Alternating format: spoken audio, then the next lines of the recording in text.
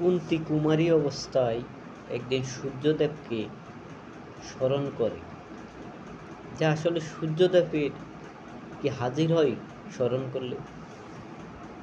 তখন কুন্তী যখন কুমারী অবস্থায় সূর্যদেবকে স্মরণ করে, স্বয়ং সূর্যদেব তখন হাজির হয়।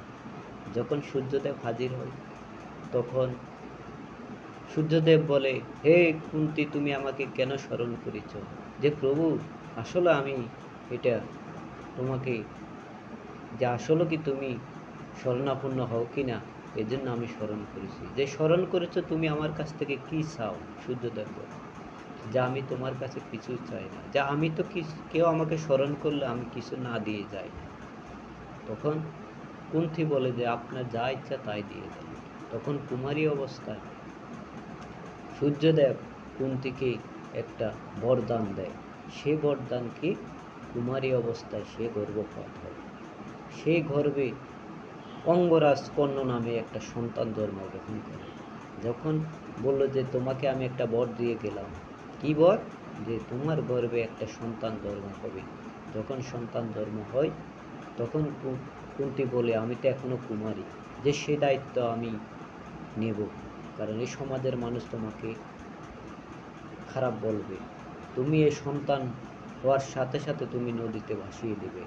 যখন নদীতে ভাসিয়ে দেয় তখন এক দাসিনা, হ্যাঁ, এক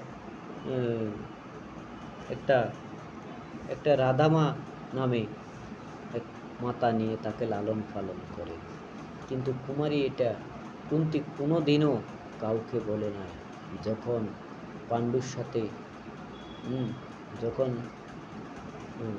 পাণ্ডুর সাথে বিবাহ হয় তখনও কেউ জানে না যে কুন্তীর আর 5টা পুত্রের মধ্যে আরও একটা পুত্র আছে, সে হচ্ছে অঙ্গরাজ কর্ণ।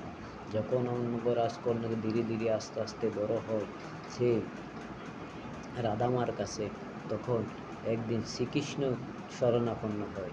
শ্রীকৃষ্ণ অঙ্গরাজ কর্ণকে বলল, হে কর্ণ, তুমি যার কাছে আসো এবং তুমি যার পক্ষ হয়ে যাদের সঙ্গে যুদ্ধ করতেছ, তুমি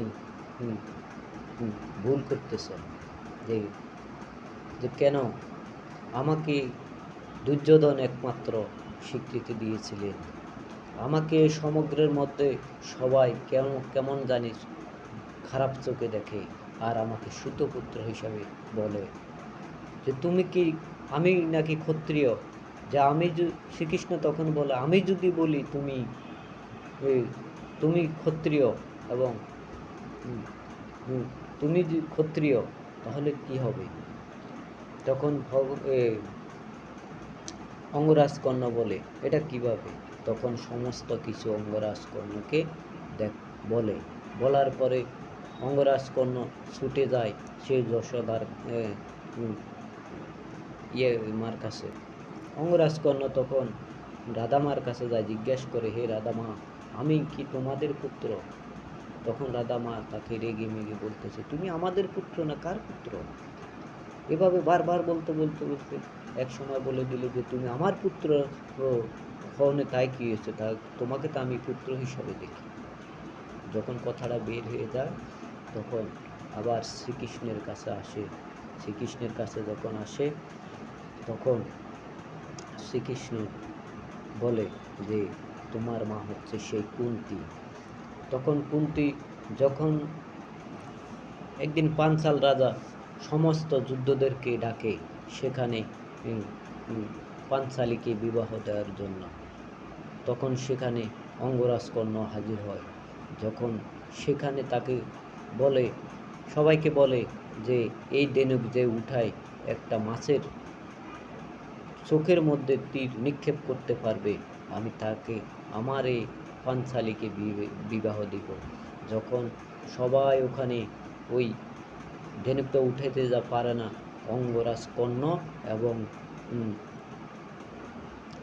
অর্জুন, এই দুইজন ব্যক্তি শুধু এই ধনুকটা উঠাবার সক্ষমতা থাকে, কারণ তারা ব্রহ্মাস্ত্র পর্যন্ত প্রয়োগ করতে পারে। যখন অঙ্গরাজ কর্ণ গেল, এই ধনুক উঠাইল, ধনুকের রশি বান্ধার পরে যখন তীর নিক্ষেপ করব, তখনই বলে আমি তোমার সাথে বিবাহ করব না, কারণ তুমি একজন সুতপুত্র। সেখানে সুতপুত্র হিসাবে অঙ্গরাজ কর্ণকে অপমান করে। তখনই দুর্যোধন পিছন থেকে তাকে মিত্র হিসাবে ঘোষণা দেয় যে তুমি আমার মিত্র এবং তুমি অঙ্গপ্রদেশের রাজা। আজকে থেকে আমি তোমাকে অঙ্গপ্রদেশের রাজা বানাই দিলাম, কারণ তার তো কোনো রাজত্ব ছিল না, রাজা ছিল না সে, সেজন্য। যখন সেখানে সুতপুত্র হিসাবে ঘোষণা করা হয়, তখন দুর্যোধন রাজত্ব ঘোষণা করে দেয়। সেখান থেকে সে চলে যায়। যাওয়ার পরে একদিন কুন্তী তখন অঙ্গরাজ কর্ণের কাছে আসে নদীর তীরে, যমুনার তীরে। সেখানে অঙ্গরাজ কর্ণকে বলে, হে পুত্র, তোমার সাথে আমি কিছু কথা বলতে এসেছি। অঙ্গরাজ কর্ণ তখন বলে, আমার কাছে যারা আসে তো তারা শুধু কিছু পাওয়ার জন্য আসে, আর আমার কাছে যা ছিল আমি সমস্ত কিছু মানুষকে দান করে দিয়েছি, কারণ মানুষ আমার কাছে আসে কিছু পাওয়ার জন্য। নিশ্চয়ই আপনিও এসেছেন কিছু নিতে। তখন কুন্তী বলে যে আমি কিছু নিতে আসি নাই, আমি তোমাকে একটা কথা বলতে এসেছি। যে বলে যে তুমি কিন্তু আমার পুত্র।